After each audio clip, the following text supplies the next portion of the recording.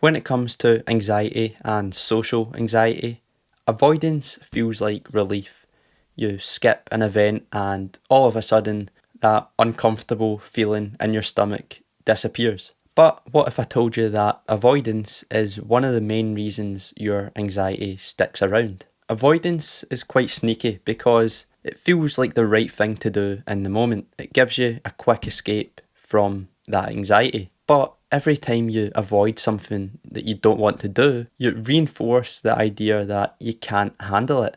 Say you avoid meeting new people because you're scared of being judged or coming across awkward.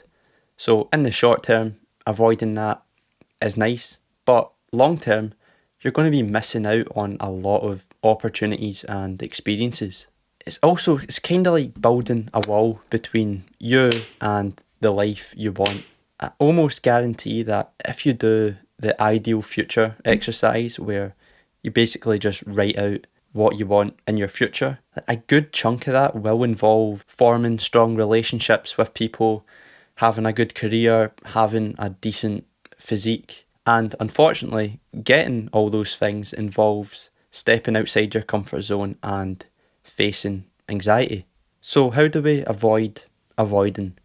Not by jumping into the deep end, but by taking small, manageable steps. So, let's say you have a fear of public speaking, which I'm sure is extremely common. I saw a study that said speaking in front of a crowd is considered the number one fear of the average person. I found that amazing. Number two was death. Death is number two?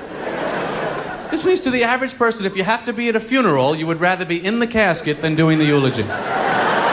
Instead of just white knuckling it and forcing yourself to speak in front of 10, 20, 100 people, start small. So maybe speak up in a small work meeting and then you can maybe do a speech in front of a friend. Basically just work your way up towards it. There's also Tim Ferriss's fear setting exercise, and you can sort of tweak it so it's more focused on anxiety. So get a pen, bit of paper, or just write this in your notes and answer these 8 questions. Identify your anxious thoughts or fears. What's the worst case scenario? What's the likelihood of it happening? What can you do to prevent or minimize the fear? How could you cope if it happens?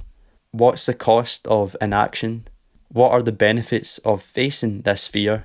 And then if you go through with it and you face this fear, you would have a final reflection. So revisiting those anxious thoughts and asking yourself, do they feel as intimidating now?